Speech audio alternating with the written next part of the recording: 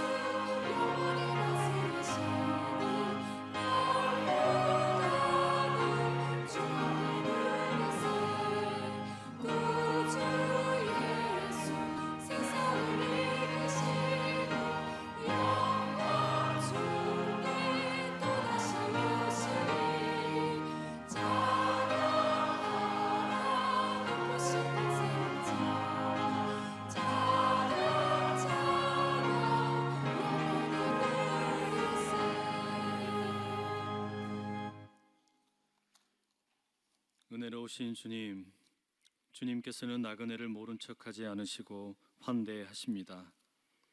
쉴 곳이 없는 이들을 따뜻하게 품어주시는 주님이십니다.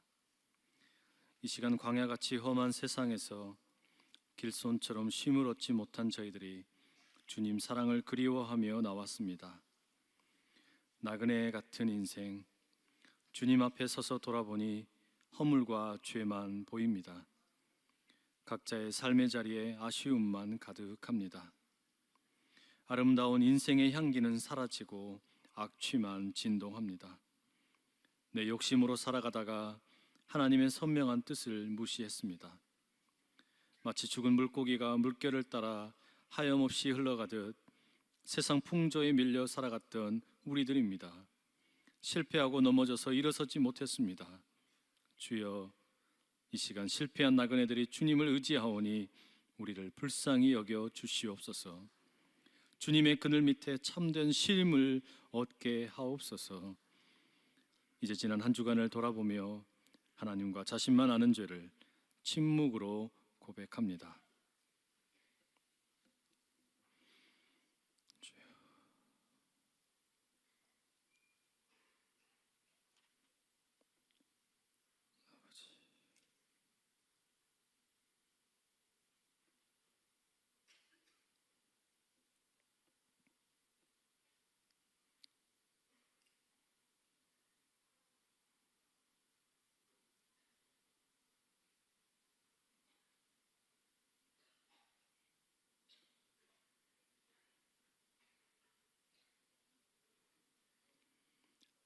온 마음을 다해 참회하는 자들에게 주시는 용서의 말씀이 여기 있습니다. 자기의 죄를 숨기는 자는 형통하지 못하나 죄를 자복하고 버리는 자는 불쌍히 여김을 받으리라. 이 말씀에 의지하여 전심으로 참회하는 우리 모두의 죄가 깨끗이 사하여졌음을 담대히 선언합니다. 아멘. 나는 전능하신 아버지 하나님 천지의 창조주를 믿습니다. 나는 그의 유일하신 아들 우리 주 예수 그리스도를 믿습니다.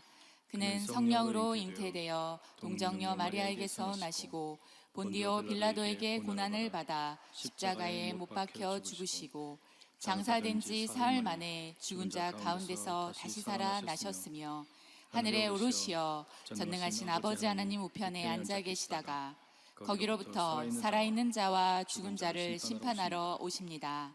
나는 성령을 믿으며 거룩한 공교회와 성도의 교제와 죄를 용서받는 것과 몸의 부활과 영생을 믿습니다. 아멘.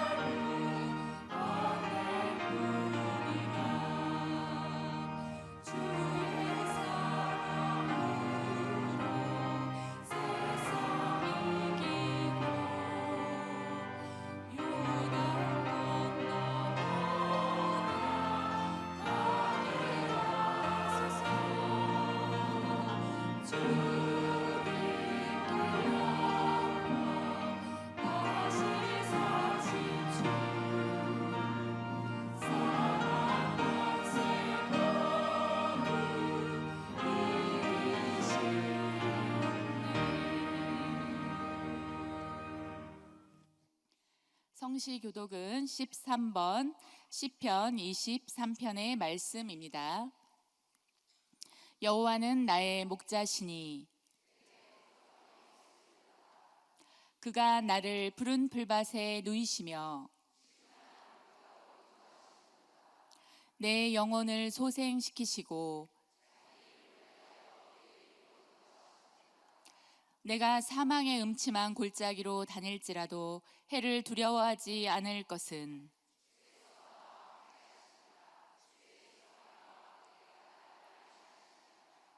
주께서 내 원수의 목전에서 내게 상을 차려주시고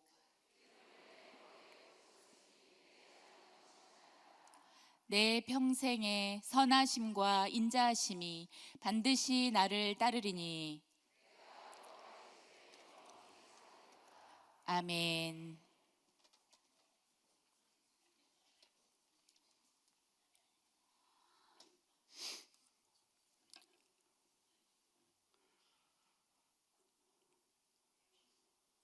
우리가 약할 때에 우리의 강함이 되시는 하나님, 세상 만물을 창조하시고 우리의 생사화복을 주장하시는 살아계신 하나님께 영광과 존귀와 찬양을 올려드리오며, 독생자 예수 그리스도를 통하여 죄와 허물로 죽을 수밖에 없는 저희를 구원하여 주시고 천국 소망을 갖게 하여 주심을 감사합니다. 우리의 인생이 잠시 있다 없어지는 안개와 같으나 저희를 주님의 은혜 안에 있게 해주심을 하나님 진심으로 감사를 드립니다. 귀하고 복된 오늘 주의 전에서 살아계신 하나님께 예배드릴 수 있는 귀한 은혜를 또한 베풀어 주셨사오니, 주님, 주께서 받으실 만한 온전한 예배를 드릴 수 있도록 부족한 죄를 먼저 새롭게 변화시켜 주시기를 기도드립니다. 교회는 4월을 부흥을 통하여 새롭게 도전하는 달로 정하고, 오늘은 특별히 총동원 전도주일로 지키게 되었습니다. 땅끝까지 이르러 내 증인이 되리라 하신 말씀을 늘 가슴에 새기고, 총동원 중일 하루로 끝나는 것이 아니라 우리의 평생에 우리의 마음에 태신한 자들을 위하여 늘 기도하며 삶의 현장에서 그리스도의 편지와 향기로 살아가도록 저희를 도와주시기를 기도드립니다. 사랑하시는 주님, 우리 담임 목사님을 연약하신 중에도 강하게 하셔서 여기까지 인도해 주심을 감사드립니다. 남은 목회 사역도 아름답게 잘 마무리하실 수 있도록 도와주시옵소서. 또한 주께서 귀한 후임 목사님을 예비하셨다가 이렇게 보내주셨사오니 하나님 무한 감사드립니다. 성령으로 충만하게 하시고 사도 바울과 같은 영성과 여호수아와 같은 리더십을 다하셔서 주의 교회가 더욱 든든히 서갈 수 있도록 도와주시기를 간절히 기도드립니다. 주님, 국제적으로나 국가적으로 경제 사정이 많이 어렵습니다. 긍휼히 있어서 저희가 이들을 잘 헤쳐나갈 수 있도록 도와주시고, 성도들의 사업과 직장에 복을 주셔서 은혜롭게 주의 전을 봉헌할 수 있도록 은혜를 베풀어 주시기를 간절히 기도드립니다. 하나님 아버지, 총선이 끝났습니다. 이 나라의 정치 지도자들이 당리당략에 매이지 않고 하나님을 두려워하며 국가와 국민을 먼저 생각할 수 있는 마음을 갖게 하여 주시고, 특히 대통령에게 특별한 지혜의 능력을 주셔서 이 나라를 잘 다스려 갈 수 있도록 은혜를 베풀어 주시옵소서. 남북으로 나누어진 민족의 아픔도 치유하여 주시고 핵무기의 위협이 없이 평화 통일을 이루어갈 수 있도록 주께서 주장하여 주시기를 기도드립니다. 거룩하신 하나님, 우리의 미래인 학교와 청년부를 위하여 기도드립니다. 저들이 말씀을 따라 믿음 위에 굳게 서서 흔들리지 않게 하여 주시고, 저들이 앞날이 하나님의 축복 가운데 시온의 대로와 같게 하시며 저들의 은혜와 축복의 통로가 되는 그런 삶을 살아갈 수 있도록 간절히 기도드립니다.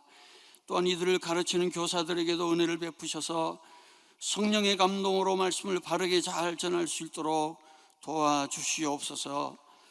주님, 주의 은혜와 긍휼을 간절히 바라는 주의 백성들의 여러 가지 많은 기도와 묵상을 함께 올려드립니다. 병상에 있거나 여러 가지 사정으로 예배에 참여하지 못한 자들까지라도 주를 향한 저들의 입술의 말과 마음의 묵상이 주께 연락되게 하여 주시고 주의 은혜와 긍휼을 입게 하여 주시기를 간절히 간구드립니다. 이제 주의 사자 목사님을 통하여 주의 말씀을 듣게 하시니 하나님 감사합니다. 성령의 능력으로 말씀을 전하게 하여 주시고 온 성도들이 주의 말씀으로 큰 은혜에 잠기는 복된 시간이 되게 하여 주시옵소서. 주의 위로와 회복을 체험하는 귀한 복된 시간이 되게 해 주시옵소서. 할렐루야 찬양대에서 정성껏 준비한 찬양과 여러 곳에서 섬기는 섬김까지 주께서 흠량하여 주시고 기억하여 주시되, 저들에게 그리스도로 인한 기쁨이 늘 충만하게 하여 주옵소서. 예배의 시종을 주님께 부탁드리옵고 무익한 종은 예수 그리스도의 이름으로 기도드립니다. 아멘.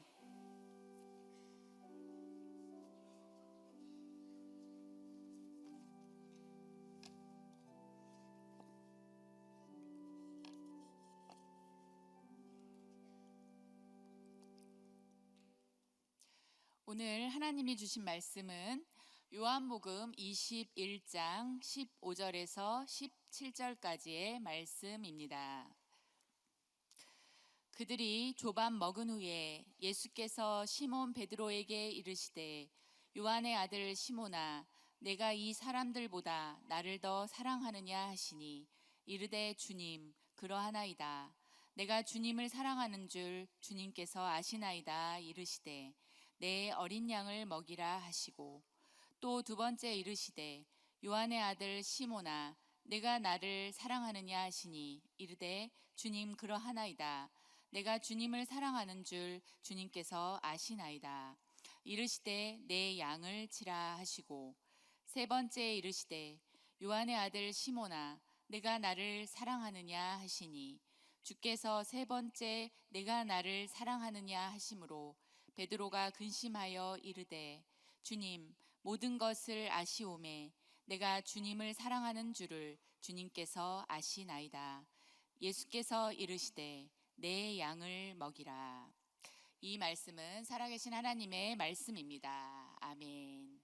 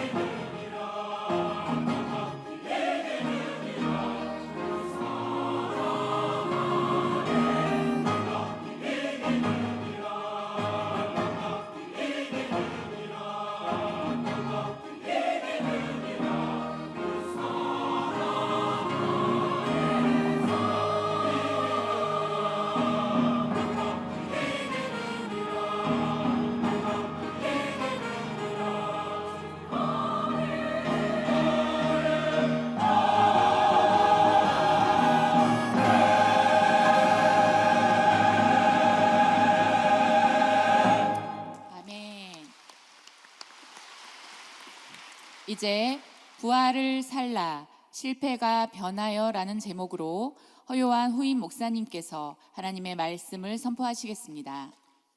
할렐루야. 지난 한 주간 다들 평안하셨습니까? 오늘 예배 자리에 나오신 여러분 모두 축복하고, 특별히 오늘 처음 오신 분들 하나님께서 큰 은혜를 부어주시기를 소원합니다. 오늘은 우리 부활을 살라 시리즈의 네 번째 시간인데요, 실패가 변하여, 이런 제목의 말씀 함께 나누겠습니다. 우리는 살아가면서 실패보다는 성공을 원하고, 또 어떤 어려움을 만나는 것보다는 잘 풀리는 것을 바라는 것이 당연할 겁니다. 실패는 없고 늘 성공할 수 있다면, 그리고 미래가 늘 장밋빛이라면 얼마나 좋을까 생각을 해봅니다. 그런데 현실은 아무리 봐도 실패보다는 성공이 더 작고 훨씬 횟수가 부족하다는 것을 느끼는 경우가 많습니다. 아무리 부인하고 싶지만 이건 인정할 수밖에 없는 사실입니다. 세상살이 가운데에는 실패가 성공보다 훨씬 많습니다. 오죽하면 야구 경기를 보면 공격하는 타자가 3할만 치면 저희가 잘 친다고 말하죠. 잘한다고 합니다. 무슨 이야기입니까? 10번 공격해서 3번 성공하면 잘했다라고 이야기합니다. 그걸 거꾸로 이야기하면 10번 중에 7번은 실패했다라는 말이죠. 그것이 사실이라면 여러분, 내가 어떻게 하면 성공할 것인지, 어떻게 하면 잘 될 것인지, 이것을 연구하는 성공학 개론도 중요하지만, 실패를 만날 때, 때로는 어려움을 만날 때 그 실패를 다시 딛고 일어서는 재기하는 방법, 어떻게 내가 실패했을 때 대처할 것인가, 실패학 개론도 중요하다고 말할 수 있겠습니다. 오늘 우리가 나누려는 이야기는 바로 그런 실패에 대한 이야기입니다. 베드로라는 사람의 실패, 그리고 그 실패한 베드로를 찾아가서 회복시켜 주시는 예수님의 이야기입니다. 이 베드로라는 사람은 본래 어부였지요. 그는 갈릴리라는 동네의 호수에서, 어찌 보면 바다처럼 커다란 호수에서 물고기 잡는 것을 업으로 삼고 살던 사람이었습니다. 대부분의 그 어부들이 좀 거칠고 또 대단히 아주 험한 일을 많이 하다 보니까 이 베드로의 삶에도 그런 거친 말들과 행동들이 많이 있었습니다. 그러면서도 대단히 호탕한 그런 인물이었습니다. 그런데 어느 날 한 남자를 만나면서 이 베드로의 인생이 송두리째 뒤바뀌게 됩니다. 예수라는 인물이었습니다. 이 사람이 느닷없이 나를 따르라 이렇게 부르는데, 그 한마디가 베드로라는 사람의 인생을 송두리째 뒤집어 놓은 것이죠. 베드로는 예수님을 직접 만나기 전에 이미 소문으로 저 사람이 어떤 사람이다 이야기를 들은 적이 있습니다. 병자들을 낫게 고쳐주고, 이 세상에 부정한 부패한 나라가 아니라 하나님이 다스리는 아름답고 행복한 나라에 대해서 설교하고 강론한다라는 이야기를 소문으로 들었습니다.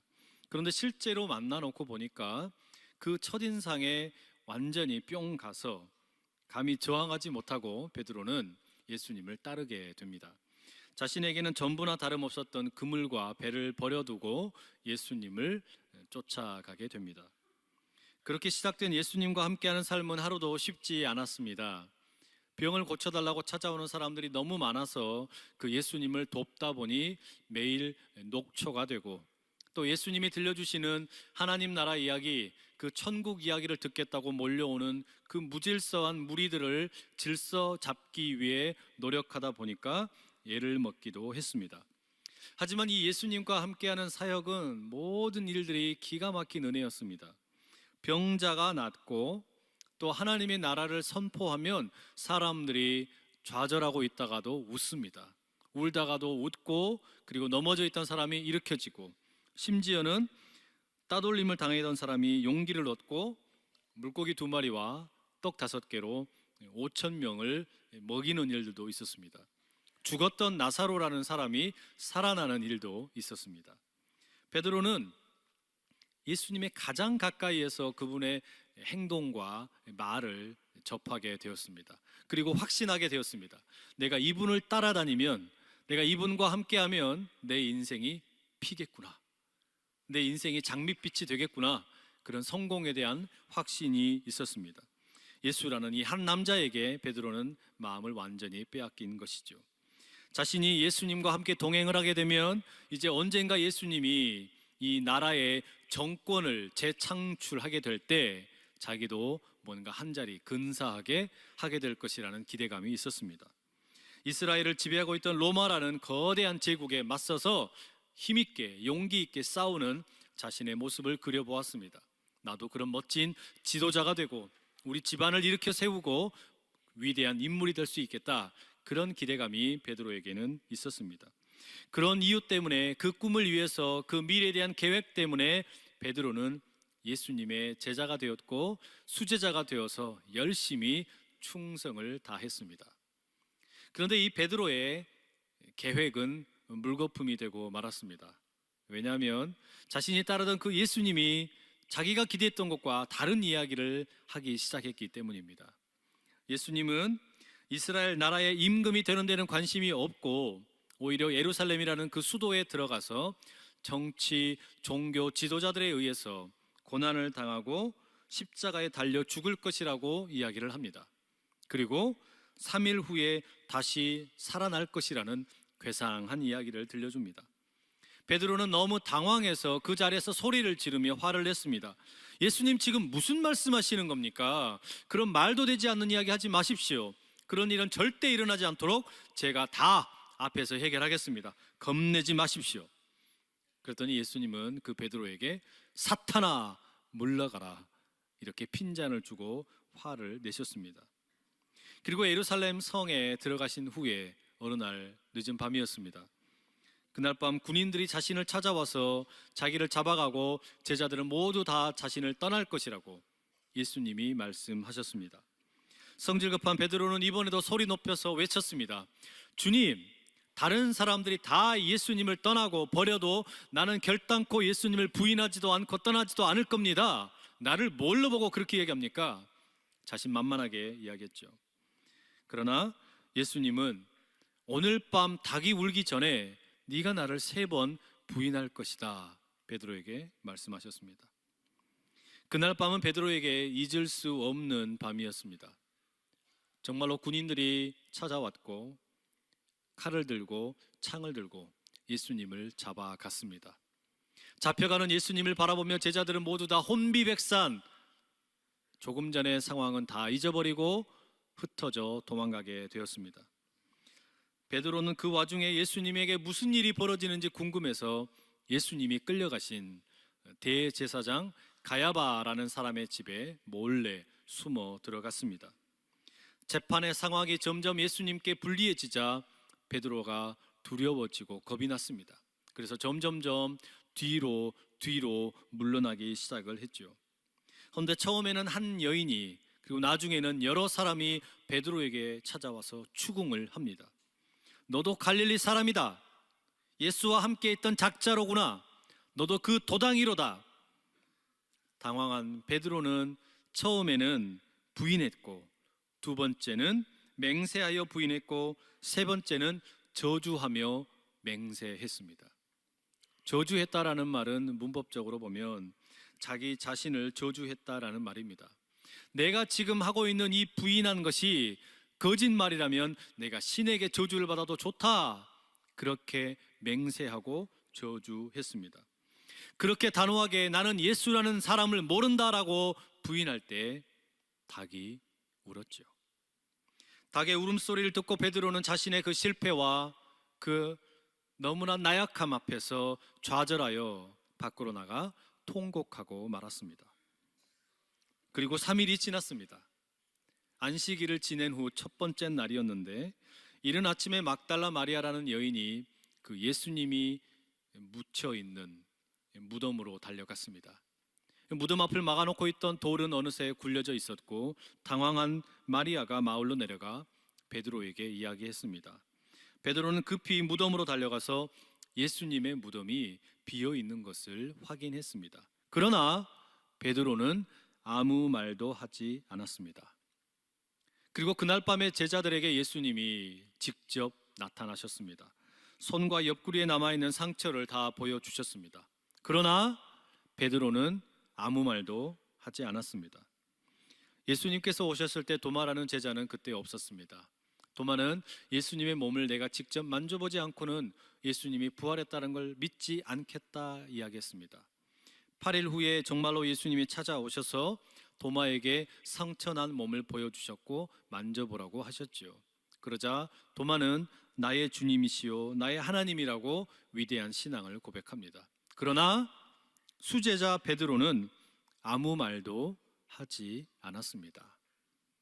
언제나 누구보다 앞장서서 행동했고 앞장서서 말하기 좋아했던 베드로는 부활하신 예수님을 만났지만 단 한마디 말도 하지 않았습니다. 예수님을 만났고 예수님이 부활하신 것을 보았고 그리고 그 예수님이 누워있던 무덤이 비어있는 걸 확인했지만 베드로는 한마디 말도 하지 않았습니다. 21장을 읽을 때 비로소 오늘 우리는 처음으로 베드로가 부활하신 예수님을 만난 이후에 말하는 것을 확인하게 됩니다. 베드로는 지금 디베랴라는 호수에 있습니다. 자신의 고향이지요. 갈릴리 호수의 다른 이름입니다. 그곳에서 부활하신 예수님을 만난 곳이 예루살렘이었는데 어느새 자신의 고향이 멀리 떨어진 북쪽 마을 고향까지 터벅터벅 돌아갔습니다.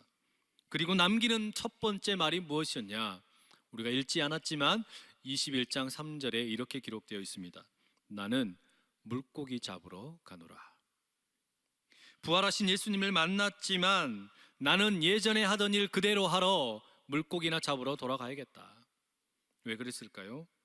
자신의 인생이 실패했다고 생각했기 때문입니다.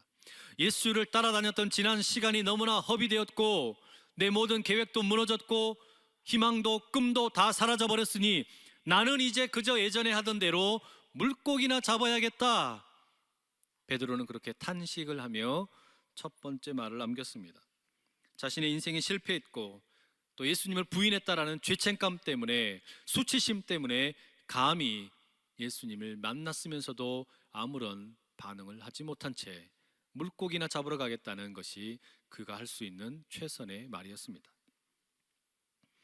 그렇게 베드로는 자신을 실패한 인생이라고 단정 지어 버렸습니다. 여러분, 베드로만 이렇게 실패하고 낙심하고 좌절하고 살아갈까요? 우리도 때로 실패할 때가 얼마나 많습니까? 베드로처럼 많은 야망도 있고 꿈도 있고 미래에 대한 계획도 있었지만 언젠가 실패하게 되고 때로 넘어지게 되고 좌절하게 될 때 우리도 수치심을 느끼고 절망하면서 얼마나 힘들어할 때가 많이 있습니까? 재기는 할 수 있을까? 여기서 다시 일어설 수 있을까? 그렇게 낙심할 때가 얼마나 많습니까? 커다란 화재로 젊음을 바쳤던 공장이 다 타버리고 믿었던 동업자에게 배신을 당하기도 하고 결혼이 실패하여 이혼하기도 하고 누구보다 건강에 자신이 있었는데 조직 검사를 했더니 암 진단을 받고 잘 키운 자녀가 느닷없이 세상을 먼저 떠나고 원하는 대학에 들어가려고 재수 3수를 했는데도 불구하고 대입에 실패하고 어렵사리 대학교에 들어가 졸업을 하고 이제 취업을 하게 되었는데 또 느닷없이 금세 정리해고를 당하기도 하고 우리는 그렇게 뜻하지 않는 실패를 많이 경험하며 살아가고 있는 것이 현실입니다. 정성을 많이 쏟으면 쏟았던 것대로 정성이 부족하면 부족한 대로 우리는 그렇게 실패를 경험하면 쓰라린 가슴을 안게 됩니다. 정도의 차이는 있겠지만 여기 앉아 계신 여러분 모두는 아마도 그런 실패를 경험해 보셨을 겁니다. 그때 여러분 어떠셨습니까? 그 실패를 경험했을 때 다시 일어설 만한 용기가 있으십니까? 아니면 어떻게 다시 재기할 수 있을까 넋두리만 하며 좌절하며 내 인생은 실패라고 낙인을 찍고 계시지는 않습니까? 우리가 여러분 이렇게 많이 만나게 되는 실패 앞에서 다시 일어설 수 있는 방법은 무엇이겠습니까? 어떻게 우리는 그 실패를 딛고 용기를 내어 새롭게 시작할 수 있을까? 바로 그 질문을 던지지 않을 수가 없습니다. 인터넷에 유명한 강의 프로그램 중에 테드라는 프로그램이 있습니다. 유명한 전문가들이 나와서 자신의 전문 분야를 가지고 한 15분 정도의 대중 강의를 하는 것인데 이걸 녹화를 해서 공개 강연으로 만들어 놓은 것이죠. 최근에 제가 테드 강연 중에 사이먼 시넥이라는 사람이 Start with Why라는 제목의 강연을 한 걸 본 적이 있습니다. 그 강의의 부제가 뭐라고 되어 있었냐면 How Great Leaders Inspire Action, 위대한 리더들이 행동을 일으키는 방법, 뭐 이런 제목의 강연이었습니다. 이 내용이 어떤 것이었냐면 대부분의 기업이라 또는 사람들이 의사 결정을 할 때 보면 세 가지의 질문을 따라가게 된다라는 것이었습니다. 그림을 하나 준비를 했는데요. 한번 보시죠. 제일 안에는 왜, why라는 질문이 있고, 그 다음에는 how, 어떻게라는 질문이 있고, 바깥에는 what, 무엇이라는 질문이 만들어져 있습니다. 그런데 대부분의 사람들이 어떤 의사 결정을 하게 될 때는 바깥에서 안으로 들어가며 질문을 한다는 겁니다. 말하자면 나는 무엇을 할까? 나는 무엇을 가질까? 이게 첫 번째 던지는 질문이라는 것이죠. 그리고 난 다음에 두 번째 질문은 이제 어떻게, 내가 원하는 무엇, 그것을 어떻게 만들까? 어떻게 내가 쟁취할까? 이것이 두 번째 던지게 되는 질문이라는 겁니다. 그리고 마지막에 던져야 될 질문이 하나 더 있는데 왜라는 질문입니다.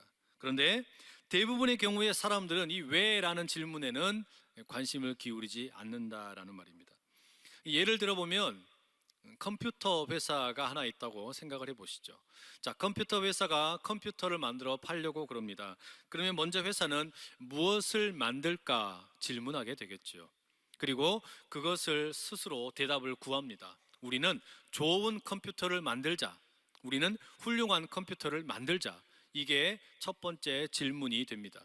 그리고 난 다음에 이제 두 번째 질문으로 넘어갑니다. 어떻게 만들까? 그러면 그 어떻게 만들지에 대해서 연구하고 또 개발을 해서 이제 우리가 기술을 만들자, 기술을 새롭게 하자, 그렇게 고려를 해 새로운 컴퓨터를 만들게 됩니다. 그리고 난 다음에 마지막 질문이 뭡니까? 왜? 우리는 왜 컴퓨터를 만들었냐? 그리고 또 하나의 질문은 왜 고객들이 우리 컴퓨터를 구입해야만 하느냐? 이런 질문입니다.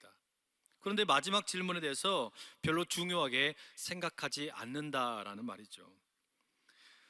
그런데 이 사이먼 시넥이라는 사람이 가만히 연구를 해보니까 훌륭한 회사 또는 창의적인 회사 또는 창의적인 사람들은 이런 일반적인 질문의 순서를 뒤집어서 하더라는 거예요. 대부분의 사람들은 무엇을, 그 다음에 어떻게, 그 다음에 왜라는 질문을 하는데 창의적인 사람들과 회사들은 제일 먼저 던지는 질문이 왜라는 질문이고 그 다음에가 어떻게, 그리고 마지막이 무엇을 이더라는 겁니다. 자, 컴퓨터 회사를 다시 예를 들어볼까요? 컴퓨터 회사, 예를 들어 애플 같은 회사가 있다라고 생각을 해보십시오. 그러면 제일 먼저 던지는 질문이 뭐냐? 왜 우리는 컴퓨터를 만들어야 하는가? 또 다른 질문으로 바꾼다 그러면 왜 고객들이 우리 컴퓨터를 사야만 하는가? 이 질문을 먼저 던진다는 거예요. 그리고 거기에 대한 대답을 스스로 만드는 거죠. 애플이라는 회사는 그랬답니다. 왜 고객이 우리 회사의 컴퓨터를 구입해야 되는가? 왜냐? 그것은 우리가 늘 기존의 현상에 도전을 하고 거기에 대해서 혁신을 일으키는데 우리 컴퓨터를 구입하는 것은 곧 도전과 혁신을 구입하는 거기 때문이다. 이것이 그들이 가지고 있었던 왜라는 질문의 대답이었답니다. 그렇다면 이 왜라는 말은 다른 말로 바꾼다 그러면 그 고객들을 향한 자신들의 신념, 믿음, 가치관이라고 말할 수 있겠지요. 자, 그리고 난 다음에 두 번째 질문을 던집니다. 어떻게 기존의 현상에 도전할까? 어떻게 우리가 혁신을 이룰까? 어떻게 도전을 할까? 그러면 바로 그것을 위해 이제 대답을 합니다. 우리는 그 혁신을, 그 도전을 새로운 디자인과 새로운 기술로 해보자. 우리는 컴퓨터의 디자인이 부차적인 것이 아니라 디자인은 본질적인 것이다. 우리는 그렇게 해보자. 그렇게 노력을 하게 되는 것이죠. 그리고 마지막 세 번째 질문은 뭡니까? 무엇? 우리는 무엇을 만들까? 그 무엇은 이제 이런 회사에는 목적이 아니라 왜와 어떻게 결과물이 됩니다. 그래서 아이폰이나 아이패드나 맥북을 만들었다라는 이야기였습니다. 그러니 이런 창의적인 기업이나 또는 창의적인 사람들에게는 무엇을 만들 것인가라는 것보다 왜라는 질문이 더 중요하다라는 것이죠. 왜 만들 것인지, 달리 말하면 우리가 가지고 있는 지금 제품에 대한 신뢰, 이 제품에 대한 어떤 신념, 가치관, 믿음, 이게 더 중요하다라는 말이죠. 바로 그것이 무엇인지를 고객들에게 알려주고 그것을 가지고 고객들을 설득을 한다는 거예요. 참 그럴듯하지 않나 생각이 듭니다. 이제 무엇을 만들 거냐라는 것은 목표가 아니라 그저 결과물이 될 뿐입니다. 제가 이 강의를 들으면서 큰 도움을 받았습니다. 사람을 이해하는 데 도움을 받았고, 나아가서는 왜 우리가 실패하는지를 이해하는 데 도움을 받았습니다. 여러분, 우리가 왜 스스로를 향해서 나는 실패한다라고 생각을 하고 살까요? 나는 왜 실패한 인생이라고 말하며 살까요? 그 이유를 가만히 보게 되면 우리가 인생에 대해서 첫 번째 던지는 질문이 무엇이 되고 싶고 무엇인가를 갖고 싶다라는 질문이 아닌가 하는 생각이 듭니다. 내가 내 인생을 시작을 하면서 나는 무엇인가를 갖고 싶다, 무엇인가가 되고 싶다, 이것이 출발점이 되는 경우가 많다는 거죠. 예를 들어 보면 나는 의사가 되고 싶다, 나는 서울대에 들어가고 싶다, 나는 10년 안에 10억을 모으고 싶다, 이것은 모두 다 무엇이라는 질문과 함께 시작하는 겁니다. 그러면 서울대에 들어가고 싶고 의사가 되고 싶고 10억을 모으고 싶으니까 이제 어떻게 할까라는 걸 연구하겠지요. 대학에 들어가기 위해, 의사가 되기 위해, 그리고 10억이라는 돈을 모으기 위해 나름의 방법을 구할 겁니다. 그러면 정말로 그렇게 실제로 의사가 되고 또 서울대에 들어가고 그리고 10억을 모으는 사람들 있습니다. 그런데 이런 사람들은 대단히 소수예요. 대부분의 사람들은 이런 무엇인가가 되고 싶고 무엇인가를 얻고 싶고 이런 것을 위해서 달려가게 될 때 실패하게 되는 경우가 더 많습니다. 왜요? 그 무엇을 얻지 못하니까, 그 무엇이 되지 못하니까 실패한다라는 말이죠. 이런 경우는 모든 출발이 무엇인가를 얻기 위해, 무엇인가가 되기 위한 소유형 관점이기 때문에 그걸 얻지 못하면 실패했다라고 자기 자신을 생각할 수밖에 없습니다. 내가 원하는 그 무엇이 되지 못했기 때문에, 내가 원하는 그 무엇인가를 얻지 못했기 때문에 나는 실패했다, 이렇게 생각한다는 말이죠. 베드로가 그랬습니다. 베드로는 어부였습니다. 그런데 자신이 가지고 있던 그 직업을 던져버리고 예수님을 따랐습니다. 예수님에게 가능성이 보였기 때문이죠. 예수님을 따라다니면 자신이 부자가 될 수 있을 것 같고, 출세할 수 있을 것 같고, 권세를 얻을 수 있을 것 같았습니다. 가족을 일으켜 세울 수 있을 거라는 그런 기대감이 있었습니다. 그런데 바로 그런 목표가 보기 좋게 깨져버리고 실패했습니다. 예수님을 게다가 3번씩이나 부인해버렸습니다. 그러니 자기 자신을 향해 실패한 인생이라는 생각이 왜 들지 않겠습니까? 나는 무엇인가가 되고 싶었는데, 무엇인가를 갖고 싶었는데 이 목표가 사라져버리고 깨져버리니까 나는 실패했다. 자기 자신에 대한 수치심과 절망감이 몰려들게 되었다는 것이죠. 베드로의 인생은 소유형 인간이었고, 나는 무엇인가가 되고 무엇인가를 갖겠다, 그 무엇이 그 삶을 이끌어가는 원동력이었습니다. 여러분, 우리도 그렇게 살지 않습니까? 우리도 많은 경우에, 대부분의 경우에 나는 무엇인가가 되고 싶다 또는 무엇인가를 갖고 싶다라는 것이 우리의 삶을 끌고 가는 힘 있는 경우가 참 많습니다. 하지만 그렇게 살 때 실패를 경험하고 또 경험하게 된다는 말이죠. 그럼 여러분, 그렇게 실패하고 낙심하고 있는 이 베드로를 향하여, 그리고 마치 베드로와 같이 실패하고 낙심하고 있는 우리를 향해 예수님은 뭐라고 말씀하실까요? 오늘 본문에 보시면 예수님께서는 이 물고기를 잡으러 간 베드로를 향해 찾아가십니다. 디베랴 바닷가에 직접 찾아가십니다. 실패한 제자 베드로를 향하여 예수님께서 직접 찾아가신 것처럼 실패하고 넘어져서 수치심을 느끼고 있고 절망하고 있는 우리에게 예수님이 먼저 찾아오시는 줄로 믿습니다. 먼저 찾아오시는 예수님을 만나는 것, 그 예수님은 넘어져 있는 나를 향하여, 절망하여 넘어져 있는 우리를 향하여, 실패해서 낙심하고 있는 우리를 향해 먼저 찾아오시는 분입니다. 베드로는 그 밤새 그물질을 했지만 물고기를 한 마리도 잡지 못했습니다. 실패한 것이죠. 자신이 원했던 그 무엇을 얻지를 못했습니다. 밤새도록 그물을 던졌지만 한 마리도 잡지 못한 빈 그물이 인생이었는데, 그 빈 그물 같던 인생을 향해 찾아오신 주님이 말씀하십니다. 배 오른편에 그물을 한번 내려봐라. 예수님이 배 오른편에 그물을 내려보라고 말씀하시자 그대로 했습니다. 그랬더니 어떤 일이 생깁니까? 만선의 기쁨으로 변화된 줄로 믿습니다. 그 그물이 너무 많이 잡혀서, 고기가 너무 많이 잡혀 올려놓고 세어보니까 153마리나 되는 엄청난 물고기가 잡혔습니다. 빈 그물 같은 인생, 실패한 인생이었는데 예수님의 말씀을 따랐더니 그 인생이 만선의 인생으로 변화되는 것을 지금 베드로는 경험하게 되었습니다. 밤새 고기잡이를 했지만 빈 그물로 실패했지만, 그러나 주님 말씀 한마디에 순종했더니 153마리를 얻어내는 놀라운 풍성한 은혜가 베드로에게 임하게 되었습니다. 우리에게도 이런 일이 일어나게 될 줄로 믿습니다. 그런데 여러분, 베드로는 이것을 그냥 경험하는 게 아닙니다. 내 인생 본래 주님과 함께 다닐 때는 늘 언제나 풍성한 인생이었는데, 우리 주님과 함께 할 때는 내 인생이 언제나 충만하고 풍성하고 은혜가 넘쳤는데, 바로 그 옛날 생각을 떠올리게 되는 거죠.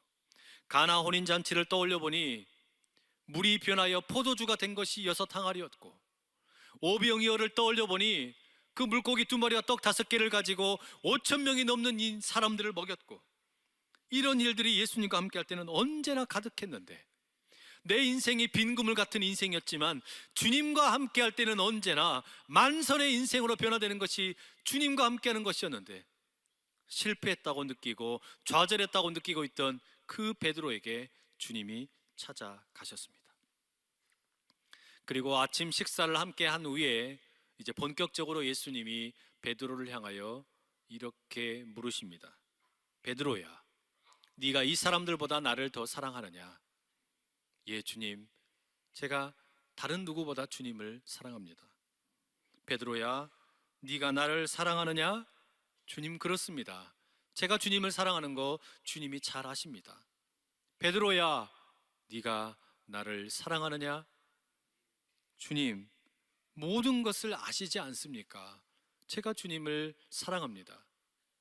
예수님은 베드로에게 3번이나 똑같은 질문을 물으셨습니다. 아마도 그것은 3번 예수님을 부인하고 저주하고 그렇게 맹세했던 그 베드로의 무너진 마음을 회복시키기 위한 것이었을 겁니다. 그런데 여러분, 이 3번의 횟수와 함께 내용에 대해서도 우리는 가만히 귀를 기울여 볼 필요가 있습니다. 예수님의 대화의 시작은 사랑이었습니다. 예수님은 이 세상에 오신 이유를 스스로에게 물으십니다. 나는 이 세상에 왜 왔는가? 나는 이 세상에 왜 왔는가? 예수님의 대답은 사랑이었습니다. 그 질문을 예수님은 베드로에게도 똑같이 하십니다. 베드로야, 너는 나를 사랑하느냐? 나는 이 세상을 사랑하기 때문에 나는 이 세상에 왔다. 그리고 예수님은 이 세상을 너무나 사랑하셨는데, 그러면 어떻게 사랑할 것인지 스스로에게 물으시고 스스로 대답을 구하시죠. 나는 이 세상을 십자가를 짊어지기까지, 십자가에 죽기까지 사랑하겠다. 그래서 예수님 다시 베드로에게 물으십니다. 베드로야, 너는 나를 사랑하냐? 나는 이 세상을 십자가에 죽기까지 사랑했다. 그리고 예수님은 다시 무엇이 되셨습니까? 십자가에 죽으시고, 십자가에서 죽으셨지만 끝이 아니라 사랑이 되셔서 저와 여러분 모두를 향한 구원자가 되셨습니다. 그래서 예수님 다시 베드로에게 묻습니다. 베드로야, 너는 나를 사랑하느냐? 나는 너를 너무 사랑해서 이 세상에 왔고 십자가에서 죽었고 이제 사랑이 되어 너의 구원자가 되었다. 이게 우리 주님이 베드로에게 던지신 3가지의 질문이었습니다. 예수님은 이 세상에 구원자라는 무엇이 되기 위해서 오신 것이 아니라 나는 왜 왔는가라는 질문으로 먼저 시작을 하셨습니다. 나는 왜 이 세상에 왔는가? 나는 왜 사는가? 나는 사랑 때문에 살고 있다. 그러니 어떻게 사랑할 것인가? 나는 죽기까지, 십자가에서 죽기까지 사랑할 것이다. 그럼 나는 무엇이 될 것인가? 사랑이 되어 온 세상 사람들에게 구원자가 될 것이다. 우리 주님의 삶이었습니다. 바로 그 사람의 그 사랑의 목소리로 베드로에게 다시 물으시는 거죠. 베드로야, 너는 나를 사랑하느냐? 그 사랑으로 다시 시작하라는 우리 주님의 음성이었습니다. 베드로야, 너는 나를 사랑하느냐? 그 이야기는 베드로야, 너는 사랑의 능력을 믿느냐라는 말이죠. 무엇인가가 되기 위하여 살아가는 인생이 아니라, 내가 원하는 무엇인가를 얻기 위해서 사는 인생이 아니라, 내가 왜 사느냐, 내가 이 땅에 왜 발을 디디고 있느냐, 나는 사랑 때문에 살아간다라고 고백하며 살아갈 때, 여러분, 우리의 실패가 사랑으로, 성공으로 변화되게 될 줄로 믿습니다. 우리 주님께서 베드로에게 들려주고 싶었던 이야기는 바로 그것이었습니다. 네가 무엇인가를 되고 싶고 무엇인가를 갖고 싶을 때는 그것이 되지 못하고 그것을 갖지 못할 때는 언제나 실패밖에 없겠지만, 그러나 우리의 출발이 사랑이라면, 내 인생의 출발이 사랑이라면, 내가 무엇을 한들 우리에게 모든 것은 성공이 되고 사랑이 될 것이다. 여러분, 지금 혹시 실패했다고 느껴져서, 내 인생이 부족하다고 느껴져서 좌절하고 넘어져서 그렇게 수치심을 느끼고 절망하고 계십니까? 주님께서 여러분에게 동일하게 말씀하십니다. 사랑하는 아들아, 사랑하는 딸아, 네가 나를 사랑하느냐? 그 사랑으로 다시 시작하자. 그 사랑으로 다시 시작하자. 우리가 무엇을 할지, 또 내가 무엇을 얻을지 생각할 때는 실패할 수밖에 없을지 몰라도, 사랑하면 지금 있는 모습 그대로 성공한 인생이 된다라고 우리 주님 말씀하고 계십니다. 사랑하는 여러분, 특별히 오늘 이 자리에 처음 나오신 여러분, 혹시 왜 내가 그리스도인인가, 우리 옆에 있는 분들은 왜 그리스도인인가 물으신다면 저는 그렇게 대답할 겁니다. 우리는 사랑 때문에 그리스도인이 되었습니다. 하나님이 나를 사랑하셔서 독생자 예수 그리스도를 보내주시고, 그 예수님이 너무 우리를 사랑하셔서 십자가에 죽기까지 사랑하신 그 사랑 때문에 우리는 예수님을 믿고 하나님을 믿고 성령님을 믿는 하나님의 사람이 되었다고 말할 것입니다. 여러분, 바로 그 사랑을 여러분에게도 나누어 드리고 싶습니다. 최고의 선물, 인생 최고의 선물 예수 그리스도를 여러분들에게도 드리고 싶습니다. 우리는 무엇인가가 되고 싶고 무엇인가를 가져야만 만족하는 인생으로 살아왔지만, 그러나 예수님을 만나는 순간 인생이 뒤바뀌게 됩니다. 예수님을 만나게 되면 내 인생 사랑 때문에 살아간다라고 고백하게 될 것입니다.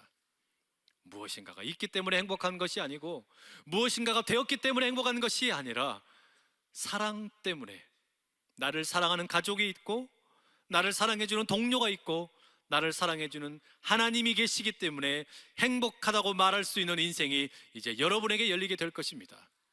무엇인가를 얻기 위해서, 무엇인가가 되기 위해서 살아갈 때는 그것을 위해서 고군분투하며 싸우면서 살아가지만, 사랑하며 살아가면 지금 내가 있는 모습 그대로가 결과물이 되고 아름다운 은혜의 선물이 될 줄로 믿습니다. 바로 그 예수 그리스도를 여러분의 인생에 고스란히 그대로 영접하실 수 있기를 간절히 축복합니다. 오늘 이 시간에는 여러분과 함께 기도하는 시간을 같이 가져보려고 합니다. 오늘 처음 나오신 분들도 계시고 오랫동안 신앙생활 하신 분들도 계실 텐데요, 여러분의 손을 가슴에 모으시고 여러분을 위해서 제가 기도하는 시간을 잠깐 갖겠습니다. 같이 기도하겠습니다. 사랑하는 하나님, 이 세상 모든 것을 사랑하시는 하나님 감사합니다. 너무 사랑하셔서 사랑하는 독생자 예수 그리스도를 우리에게 보내어 주시고, 우리 주님은 우리를 너무 사랑하셔서 십자가에 죽기까지 사랑해 주신 것 너무나 감사합니다. 그 사랑이 나를 향한 사랑이었다는 것에 너무나 감격할 수밖에 없습니다. 그러나 우리는 세상에서 사는 동안에는 무엇인가가 되고 싶고 무엇인가를 갖기 원해서 살아왔습니다.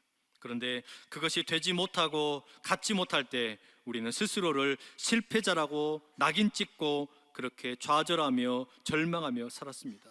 그러나 주님, 오늘 이제 내 마음에 사랑의 주님을 모시기를 원합니다.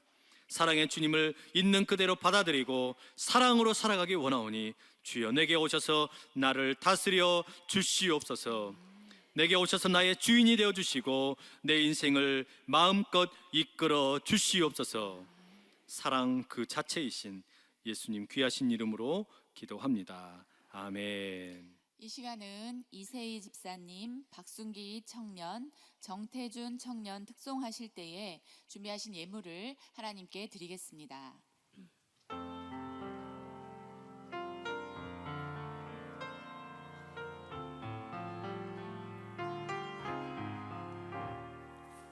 나를 지으신 이가 하나님,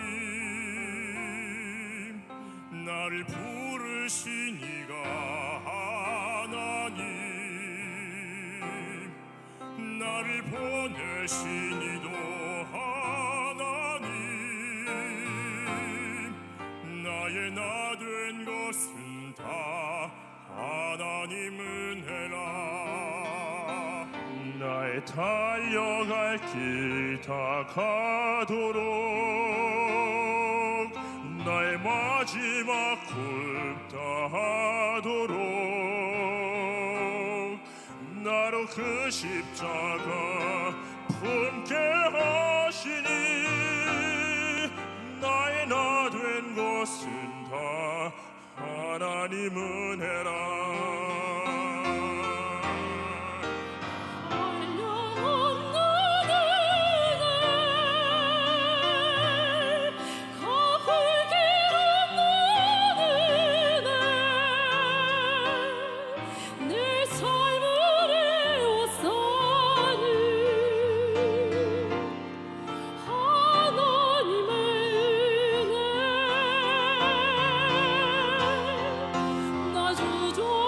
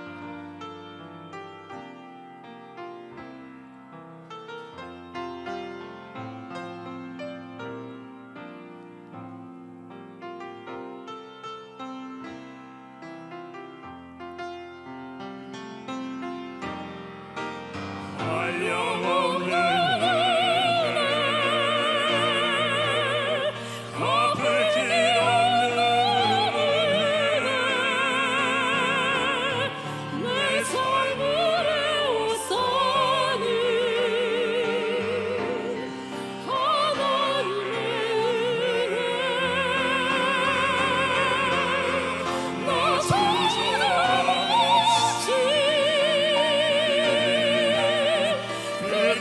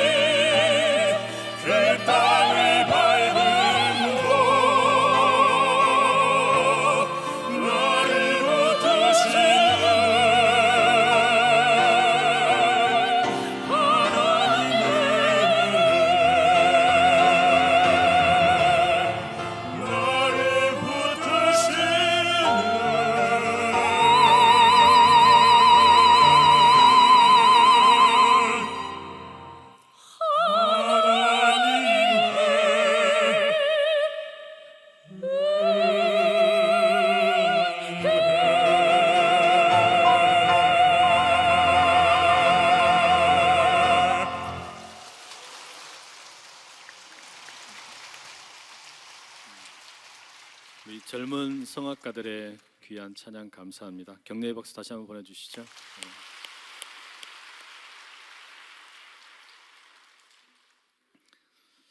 사랑의 주님, 원하는 그 무엇이 되지 못하고 원했던 그 무엇을 갖지 못해서 실패했다고 생각했던 우리에게 찾아오셔서 사랑으로 다시 일어서라고 말씀해 주신 은혜 감사합니다. 하나님, 그렇게 우리를 사랑하셔서 십자가에 죽기까지 그 사랑 보여주셨고 이제 우리의 구원자가 되셔서 최고의 선물이 되어주셨으니 주님, 그 선물을 가지고 살아가는 은혜에 우리가 날마다 감격함으로 나아가게 하여 주시옵소서. 이 시간 그 은혜가 너무 감사하여 우리의 정성을 모아 주님께 예물을 올려드리오니 기뻐 받아 주시옵소서. 우리의 소득의 10의 1을 구분하여 드립니다. 이 11조를 드림은 내 삶이 실패로 끝나는 인생이 아니라 주님 안에서 날마다 사랑을 붙들고 살아가는 성공자요 행복자임을 고백하는 것이오니 주여, 이 올려드린 예물 가운데 은혜 위에 은혜를 더하여 주시옵소서. 다양한 감사의 제목을 따라드리는 감사 예물 받으시사 그 인생 가운데 더 많은 감사의 제목이 흘러넘치게 하여 주시고 1000번째 제단을 쌓는 귀한 손길들 기억하셔서 솔로몬에게 응답하셨던 것처럼 넘치는 복으로 함께하여 주시옵소서. 이 성전을 봉헌코자 온전히 마음 들여 기도하며 예물 드리는 손길들 기억하셔서 주여, 그 성전 봉헌 예물 통하여 이 성전 봉헌되게 하여 은혜 베풀어 주시옵소서. 교육과 선교와 사회 복지와 또 성전의 꽃꽂이를 위해서 예물 드리는 손길들 기억하셔서 아버지는 그 모든 예물을 통하여 하나님 나라 세워지게 하여 주시옵소서. 오늘 이 예배를 위해 주차로 안내로 또 교사와 찬양대와 찬양팀과 봉헌위원과 주방에 봉사하는 손길들 기억하시고 한량없는 은혜로 가득 채워 주시옵소서. 우리 환우들을 주님 손에 맡겨드립니다. 연약한 몸을 이끌고 주님의 도우심을 간절히 구하고 있사오니 아버지의 치료의 광선을 보내어 주시고 함께 하시사 모든 연약하던 것들이 강하여지게 하여 주시고 하나님의 은혜 안에서 새로워지는 은혜를 누릴 수 있도록 환우들에게 역사하여 주시옵소서. 우리 자녀들을 주님께 맡겨드립니다. 때로 실패했다고 좌절하고 안 좋은 생각을 하고 있는 우리 자녀들, 주여 힘을 주시고 능력 주셔서 믿음의 자녀로 우뚝 서서 부활하신 주님과 함께 놀라운 사랑으로 살아내는 복된 은혜가 그들 모두에게 있도록 도와주시옵소서. 선교사님들과 선교지 기억하여 주시고 북한과 남한이 속히 하나 되어서 통일의 그날 이룰 수 있게 하여 주시고 특별히 아버지는 우리 교회를 통하여 선언방에 300만 영혼을 구원하는 역사, 3만 교회를 이루어가는 역사 있게 하여 주시옵소서. 특별히 오늘 보내주신 새가족들 기억하셔서 모든 새가족들 가운데 하늘 은총으로 충만하게 하여 주시옵소서. 예수님 귀하신 이름으로 간절히 기도하옵나이다. 아멘. 오늘 우리 3부 예배에 우리 새가족분들이 많이 오셨습니다. 제가 보통은 늘 이름을 호명해 드리는데 오늘은 207명이 오셨어요. 그래서 이분들을 제가 다 호명을 하면 너무 길어질 것 같아서 자리에서 한번 일어나시면 우리 환영하는 시간 갖겠습니다. 당신은 사랑받기 위해 태어난 사람, 당신의 삶 속에서 그 사랑받고 있지요. 당신은 사랑받기 위해 태어난 사람, 당신의 삶 속에서 그 사랑받고 있지요.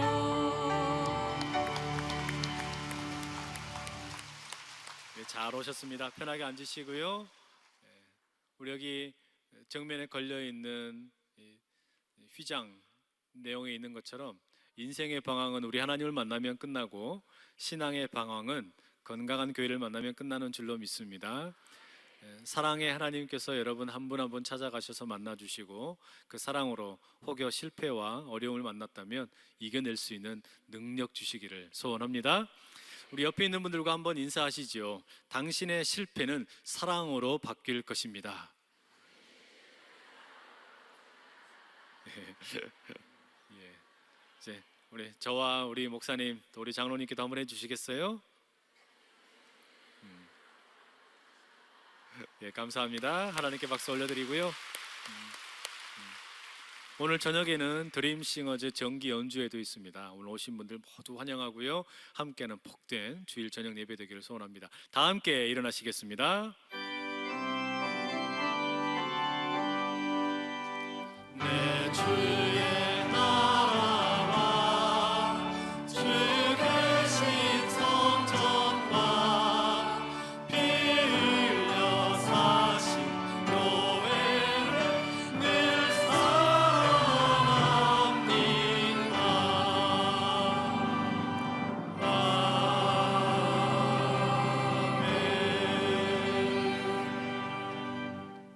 사랑하는 하나님, 우리는 이 예배를 마치고 세상으로 돌아갑니다. 세상에서는 우리에게 무엇인가를 움켜쥐어야만, 무엇인가 멋진 것이 되어야만 성공하는 인생이라고 말하고 우리에게 속삭입니다. 그러나 주님, 우리는 때로 그렇게 무엇인가 원하면서도 무엇인가 되기를 바라지만 실패할 때가 너무나 많습니다. 주님, 하오니 우리에게 실패 이후에 다시 일어설 수 있는 힘을 주시고 재기할 수 있는 용기를 불어넣어 주시옵소서. 왜 내가 살아야 하는지, 인생길을 왜 살아야 하는지 물을 때에 사랑 때문이라고 고백할 수 있는 우리 모두가 다 되게 하여 주시옵소서. 하나님이 나를 너무 사랑하셔서 예수님을 보내주셨고, 예수님 나를 너무 사랑하셔서 십자가에 달려 죽기까지 사랑하셨으니 이제 그 사랑이 나를 향한 사랑으로 믿어지고 확신이 되게 하여 주셔서 주여, 그 사랑 때문에 살아갈 수 있는 용기 불어넣어 주시고, 그 사랑 때문에 내가 용기 내어 다시 한번 일어설 수 있도록 주여 도와 주시옵소서. 특별히 오늘 처음 나온 모든 새가족들을 주님께 맡겨드립니다. 인생길을 가다가 실패하고 넘어져 있었다면 우리 주님을 만나서 예수님이라는 최고의 인생의 선물을 받아 이제 힘있게 일어날 수 있게 해주시고, 그 주님 때문에 아름다운 새 시작을 할 수 있도록 도와 주시옵소서.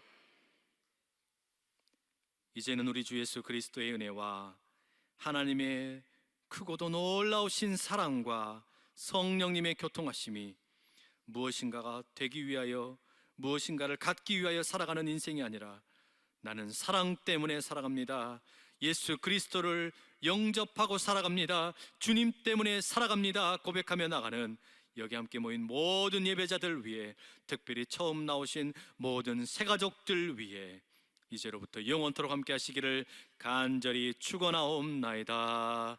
아멘.